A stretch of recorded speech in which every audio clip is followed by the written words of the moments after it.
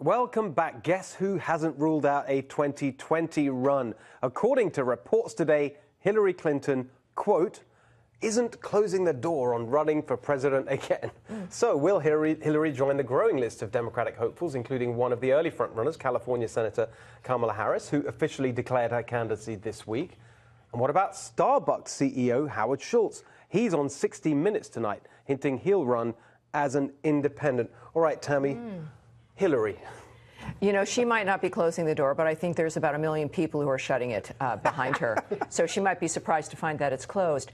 Please make that happen. Please run, Hillary. But this is what it just shows you, the level of how personal this is for an individual.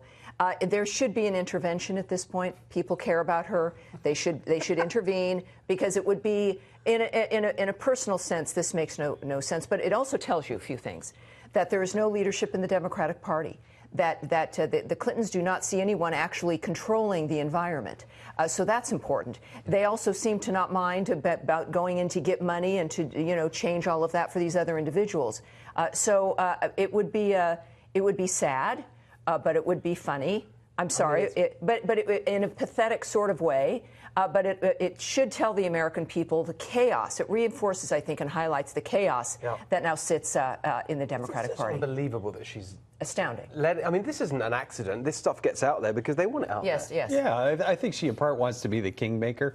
But I think between Schultz and Bloomberg, these are multi-billionaires who are willing to drop $1 billion in to see if they can actually pull it off.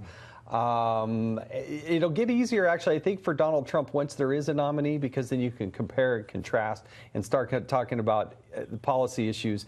And the left has lurched so far to the left, they have gone to crazy town. And I think once those policies get exposed, people are going to remember why they voted for Donald Trump. So I've been watching Kamala Harris with interest, our senator here in California, and to be honest, I think, whatever you think of her positions, I think just as her performance has been very strong, easily the strongest of any of them in terms of the way she's come across. She seems to have energy and passion.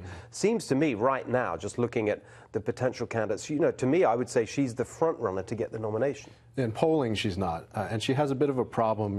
Hashtag Kamala is a cop is circulating around from some of on the far left who are unhappy with her tenure as a district attorney in California and then attorney general. So it'll be interesting. I mean, she's not now risen high enough in the national polling amongst Democrats, but I think she has great potential. She's certainly, I think, the most ruthless of the ones currently in the race for Democrats. And we saw the lack of decency with how she handled Justice Kavanaugh.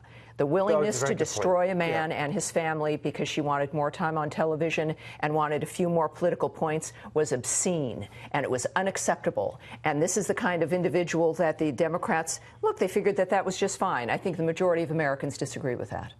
And just very quickly on Howard Schultz, I saw him, little clip of him. I just thought he's just completely uninspiring. I mean, he may be great at running Starbucks, but the idea of him, but this is also the party that loves Joe Biden. So uninspiring inspiring isn't necessarily a qualification. A fair point. He can be the Democrats' Ross Perot. Okay. Well, I don't know what. Spoiler.